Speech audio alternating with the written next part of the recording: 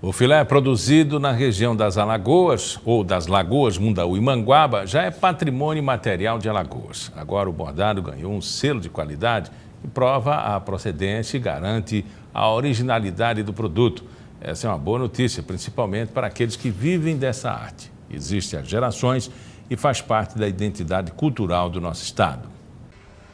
O nome vem do francês, que significa rede, e foi a arte de fabricar esse equipamento de pesca que inspirou o filé alagoano.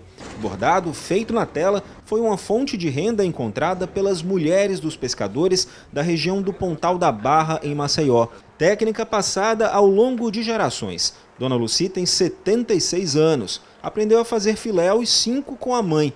Ela diz que já ensinou à filha e às netas a tradição que faz parte desse pedaço da capital. O filé é a nossa vida aqui no Pontal da Barra. O filé, ele é conhecido universalmente. Então a gente manda peças para Paris, para a Itália, para a Inglaterra. E de fato é o filé que, junto com outras formas de artesanato, ajuda a movimentar a economia do bairro. São vários ateliês espalhados. O bordado é versátil, pode virar roupa, acessório, caminho de mesa, toalha. As combinações de pontos e o colorido encantam quem visita o local. Você vê que é um trabalho manual mesmo, que elas tecem com carinho, então é uma peça muito bonita. Mesmo com o colorido que ele traz uma suavidade, né, nos espaços, tanto no ambiente, né, de trabalho, de casa. Rosângela já conhecia o filé. Dessa vez diz que ficou encantada com a forma como ele é feito. Vi uma senhora trabalhando e fazendo uma blusinha assim ao vivo. Então uma coisa é você ter e outra é você ver sendo construído. Além da beleza e da variedade, o filé também é reconhecido como patrimônio imaterial de Alagoas desde 2014. Agora ganhou outro título. O INPI, Instituto Nacional de Propriedade Industrial, deu ao bordado de Alagoas o registro de indicação geográfica na espécie de indicação de procedência. O registro funciona da seguinte forma: delimita uma área geográfica, reconhece ela como centro de produção de um determinado produto e restringe o uso do nome desse produto aos fabricantes locais. Na prática, o filé de Alagoas passa a ser reconhecido como um produto da região das Lagoas Mundaú Manguaba, uma área que abrange cerca de 252 km². Segundo a presidente do Instituto Bordado Filé, o registro só foi possível após um longo processo de oficinas e cursos com os artesãos e funciona como um selo de qualidade, uma prova de procedência do produto e a garantia de que ele não é uma imitação. Porque a gente estava sendo invadido por filé de outros estados, né, sem qualidade, sem nenhum apreço à peça, enquanto que no Instituto a gente exatamente preza isso, resgatar essa cultura, né, que é um bem material, que é esse filé de Alagoas. Vamos voltar a conversar com a médica oftalmologista Elvira Ribeiro. A gente falava sobre óculos escuros. É certo o que diz a música, quem não tem colírio usa óculos escuros? O óculos escuro deve ser usado, sim, para proteção, como eu disse, das radiações UV. Colírio deve ser prescrito pelo oftalmologista, não deve ser usado aleatoriamente, como muitos pacientes usam. Tem pacientes que usam vasoconstrictores, o que é errado, achando que o paciente tem, normalmente, às vezes, uma hiperemia ocular, um olho vermelho, e aí usa um vasoconstrictor. E esse vasoconstrictor, ele dá uma dependência ao paciente, não resolve o problema e promove, ao longo dos anos, uma hipertensão arterial, pela absorção da droga ao longo dos anos. Então, o colírio não deve ser usado sem uma prescrição do oftalmologista. Essa doença pode se tornar crônica, como a senhora falou.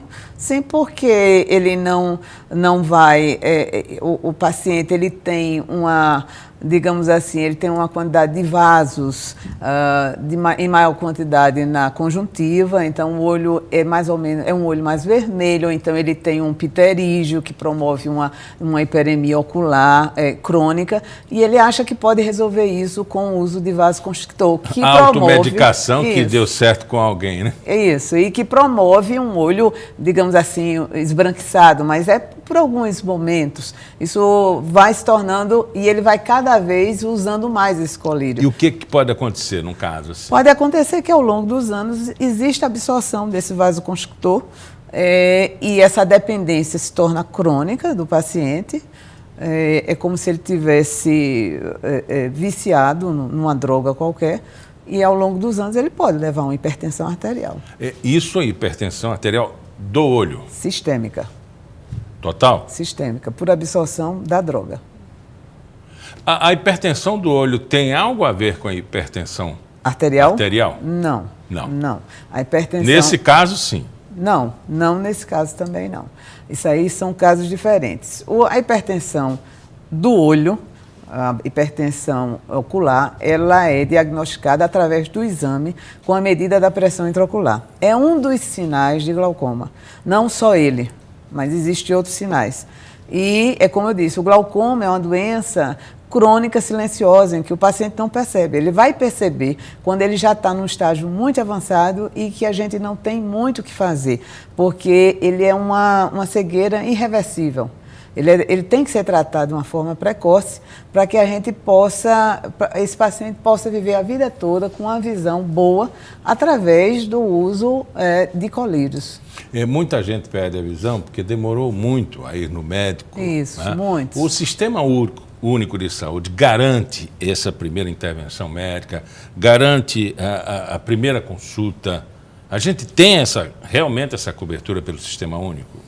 Esse é o grande problema do Sistema Único de Saúde, né? É que ele não dá uma assistência médica como deveria dar a todo paciente, a todo brasileiro, né? Nós temos um déficit muito grande, o Sistema Único de Saúde, as filas são intermináveis, o paciente, ele muitas vezes atendido de uma forma muito rápida, porque tem que se cumprir, o colega muitas vezes tem que cumprir X números de pacientes, atender X número de pacientes por dia, então isso gera uma série de problemas. Agora também na iniciativa privada a gente percebe que há um bom atendimento, né? Apesar de algumas consultas serem muito caras, serem consideradas muito caras. Mas de vez em quando há uma filantropia. Eu diria que sim, quase todos os anos nós temos isso. Com certeza. Nós temos em diversos hospitais, em diversas iniciativas, esse atendimento popular, que às vezes ele chega numa boa hora, tardiamente para alguns, mas uma boa hora para outros. Isso. No Instituto da Visão, nós nos preocupamos muito com ações sociais. Nós temos 20 anos e nesses 20 anos, todos os anos, nós realizamos ações sociais.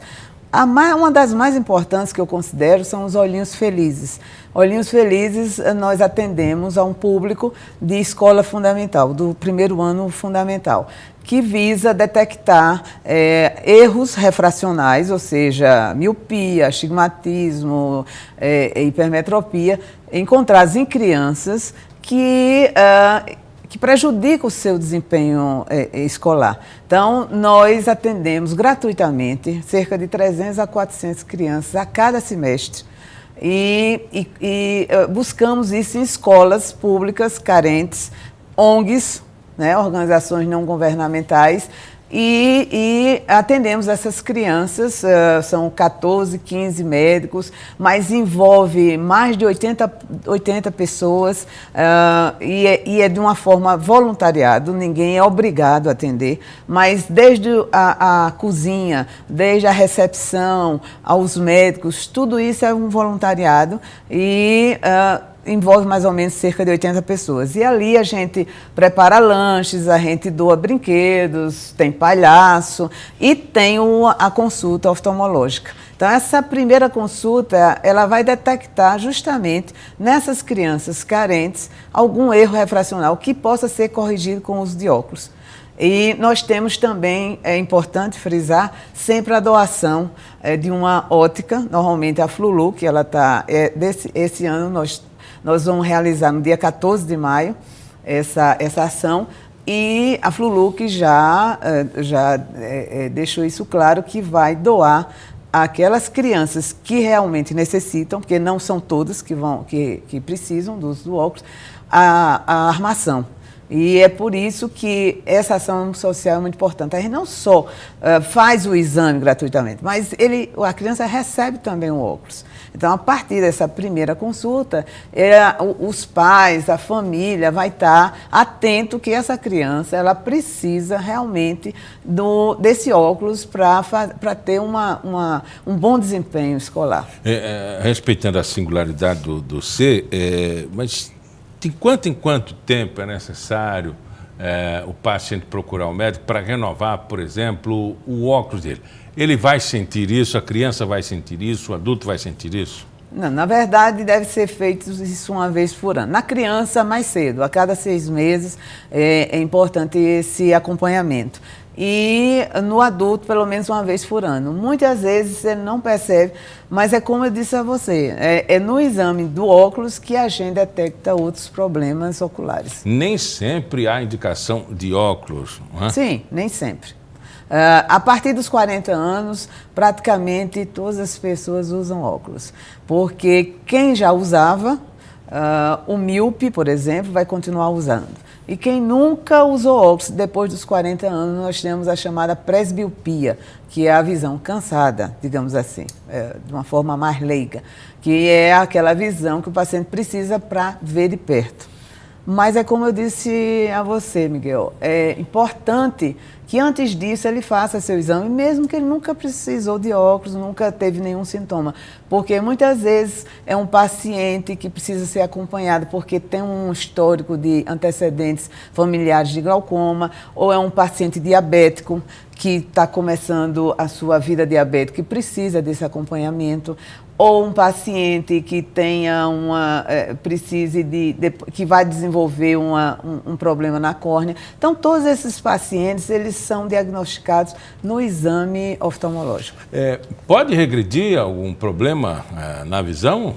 Há possibilidade de regressão de grau?